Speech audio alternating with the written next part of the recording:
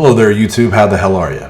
My name is Vac, and I'm here today to talk about some Marvel Strike Force. Specifically, I've been engaging with the community more in recent days. I started this stream and YouTube content a couple of weeks ago, and one question that people have been asking me fairly consistently is who's your favorite U7 team? Who should I carry into Ultimas 7? And I can see how that would be a question on the forefront of a lot of people's minds. So I thought I would just talk about that pretty briefly. So we're going to join a new U7 raid that we've just started here.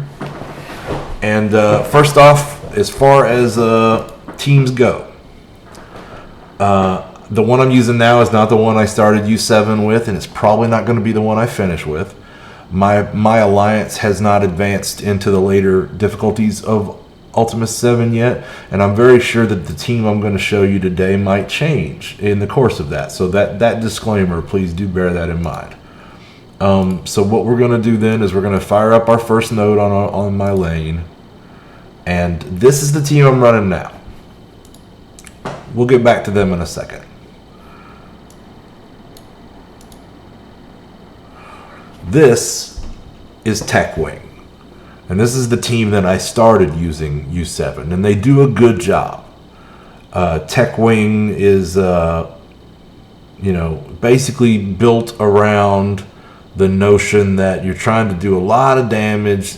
So you want to spread special effects around. You're bringing in the speed or turn manipulation with Falcon, and more importantly, you're going up against such beefy foes for the first time usually, and so you're counting on the fact that people are probably going to die.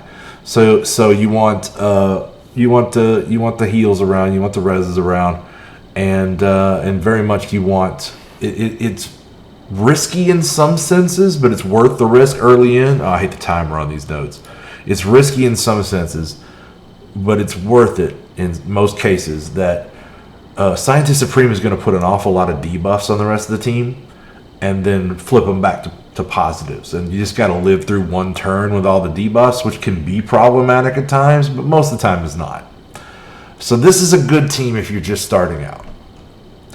But what I'm really here today to talk about is my Fire and Forget U7 team, because you really got to curate what you're doing with that Tech Wing team. You need to keep an eye on things. You need to be carefully selecting them.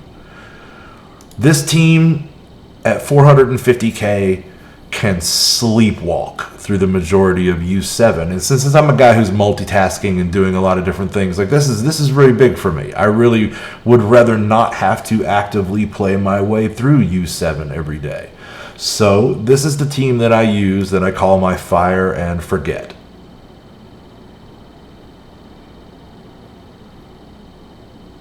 And we'll just roll through a noder quickly here. Maybe two. Let you get really good a view of things. Now you can help yourself through this more efficiently by just auto-playing them, as we'll do here. Pick out a good opponent to start them on, and then just watch them work. Now this, I won't touch them, in fact, here. We'll just let them auto-play through this. So they'll do inefficient things like go after Juggernaut there. Doesn't matter. Does not matter. Shuri will keep everybody alive and buffed up. The majority of the time, you'll never even lose somebody. That you never even have a death. But if you do, you have a Minerva there to knock them right off. And Minerva's assisting with the heals. And then, of course, Black Bolt is doing 90% of the damage. No disrespect to Ultron, but he's there as much to buff and to pad numbers as anything.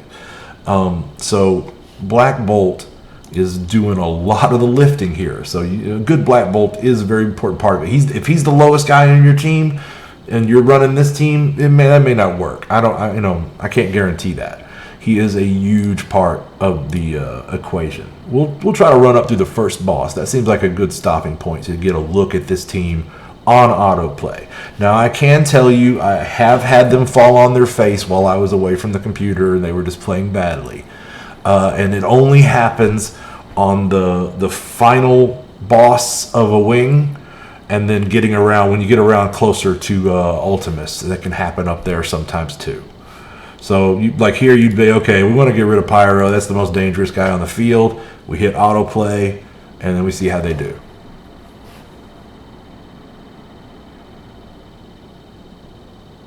Now, Greed, you're probably thinking, well, you're just, you're wailing on this. You're out-leveled this content. That is definitely an element to it, right?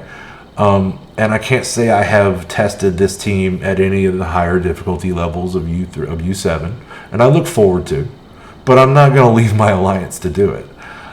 So that's pretty much where we're at. The question was, what do you like to run? I like to run this. It's fire and forget. It's pretty easy.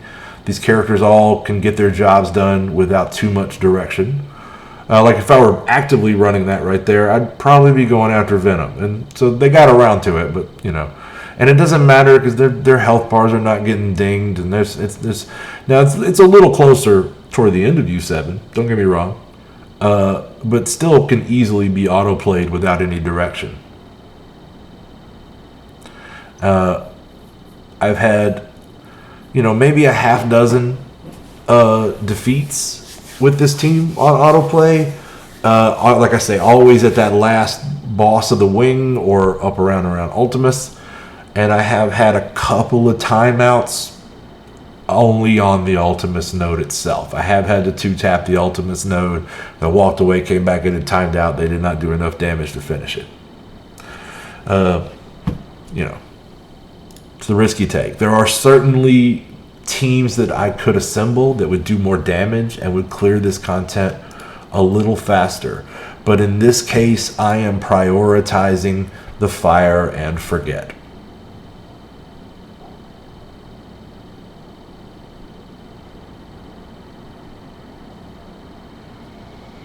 So, you yourself may have different priorities. I do recommend the Tech Wing, or this team is fantastic, played directly.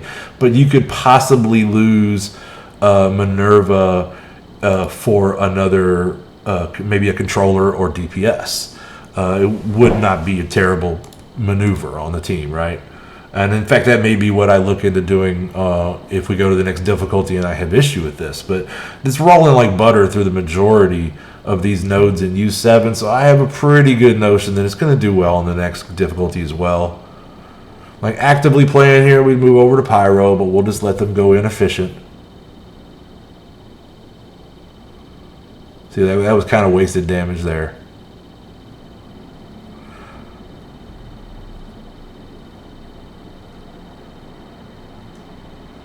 But they do well enough. Mags will mess you up sometimes. But I don't think in this particular node he's going to. He got a few of us, but nothing terrible. And we're going to wear this right down.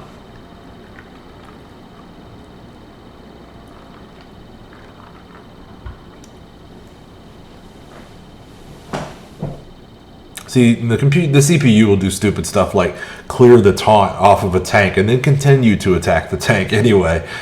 Just horribly inefficient play. But nevertheless, this team, at least at this power level, I think I started playing this team when they were more around 430, somewhere in that area. But still, it's a strong team. These are all characters that I have risen up the ranks for various reasons. Black Bolt, Yo-Yo, and Ultron all got raised up because they were strong arena characters for me. Minerva, of course, got jacked up for DD2 and then DD3.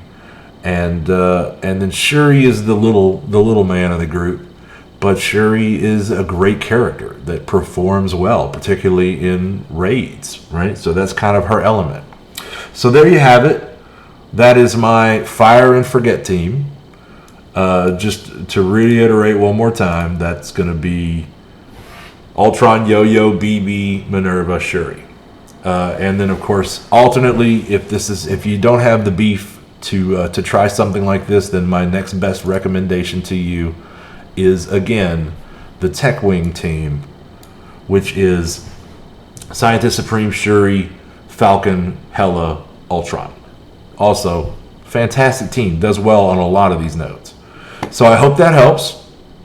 That's pretty much going to conclude what I'd like to talk about today. And I've been getting that question a lot, and I just felt like I wanted to put that out there.